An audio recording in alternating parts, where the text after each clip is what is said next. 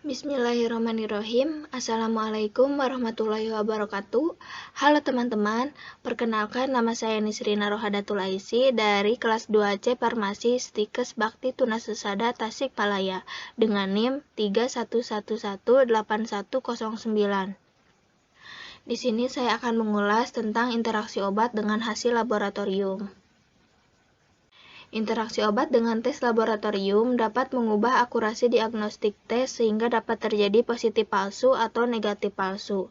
Hal ini dapat terjadi karena adanya interferensi kimiawi.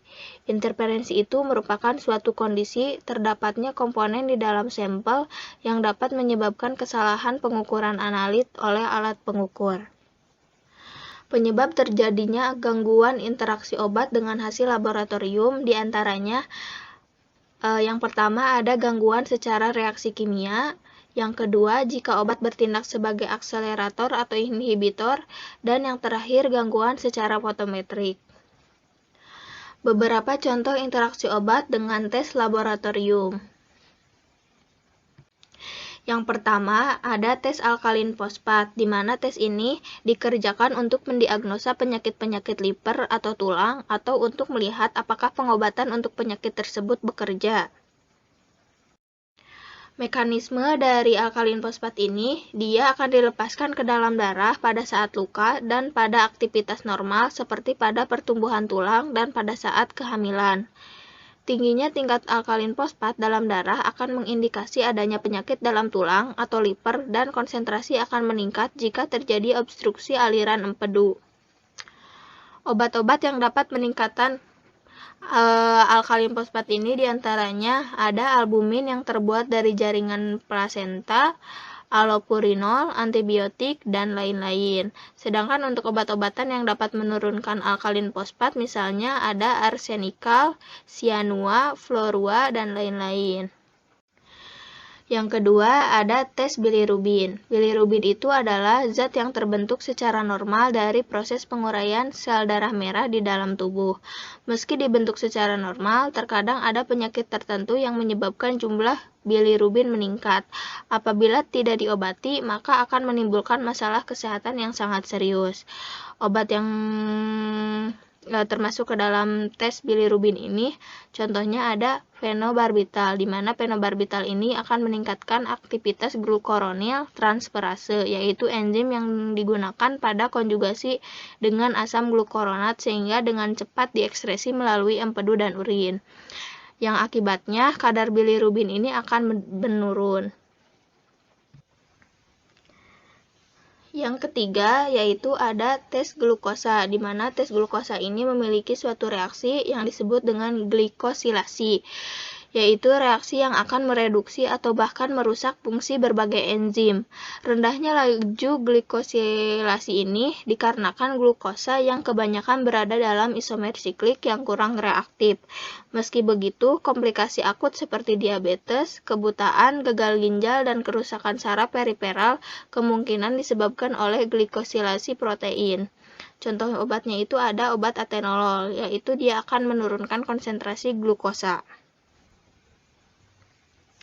Yang keempat yaitu ada tes blood urea nitrogen, di mana tes ini merupakan konsentrasi urea pada plasma atau darah yang merupakan indikator penting fungsi ginjal.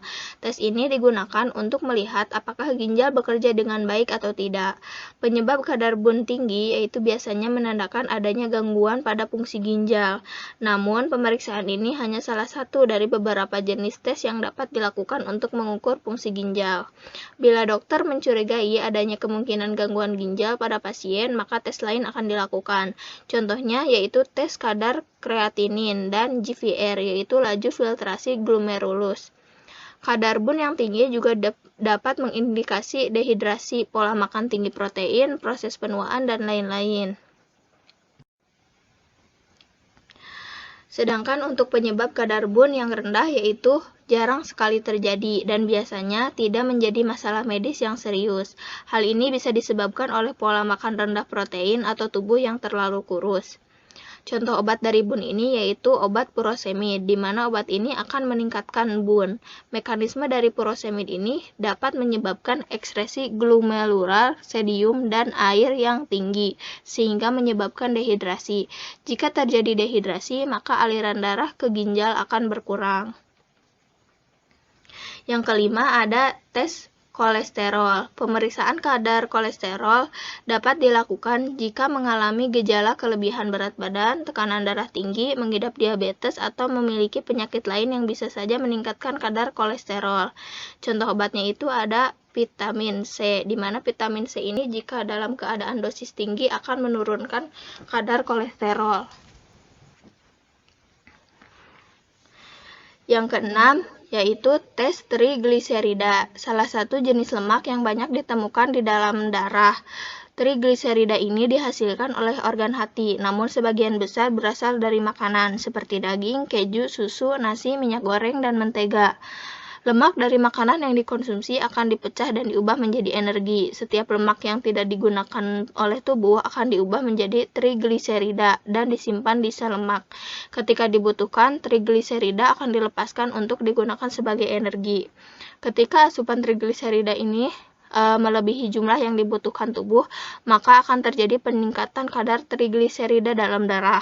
Maka hal itu akan memicu penebalan pada dinding pembuluh darah sehingga beresiko terjadi stroke dan serangan jantung. Untuk obatnya itu sendiri, contohnya ada metformin, di mana mekanismenya itu dapat menurunkan absorpsi glukosa dari saluran lambung sampai ke usus. Yang ketujuh ada tes kreatinin serum. Kreatinin adalah produk sampingan dari hasil pemecahan fosfokreatin di otot yang dibuang melalui ginjal. Contoh obatnya itu ada obat golongan AINS, di mana obat itu ada diclofenac, indomethacin, dan lain-lain. Obat ini dapat menyebabkan resiko menurunnya fungsi ginjal, sehingga dapat menyebabkan peningkatan kadar kreatinin dalam darah. Yang terakhir ada tes transaminase, di mana tes ini akan mendeteksi adanya kerusakan hati. Pemeriksaan dengan pengukuran SGOT dan SGPT. Keduanya terdapat dalam sel hati dalam jumlah yang besar dan ditemukan dalam serum dalam jumlah yang kecil. Kadarnya dalam serum akan meningkat ketika sel rusak atau membran sel terganggu. Contoh obatnya itu sendiri yaitu parasetamol. Ketika parasetamol dalam dosis yang tinggi, maka dia akan menimbulkan efek yang tidak diinginkan. Efek yang timbul biasanya yaitu kerusakan pada organ-organ seperti organ hepar. SGOT atau serum glutamat oksaloasetat transaminase, di mana obat ini yang dapat meningkatkan nilai SGOT itu sendiri ada obat antibiotik, narkotik, vitamin, dan lain-lain. Serta untuk SGPT, serum glutamat piruvat transaminase, obat yang dapat meningkatkannya itu ada antibiotik, narkotik, metildopa, dan lain-lain. Sekian yang dapat saya sampaikan, semoga bermanfaat. Terima kasih. Wassalamualaikum warahmatullahi wabarakatuh.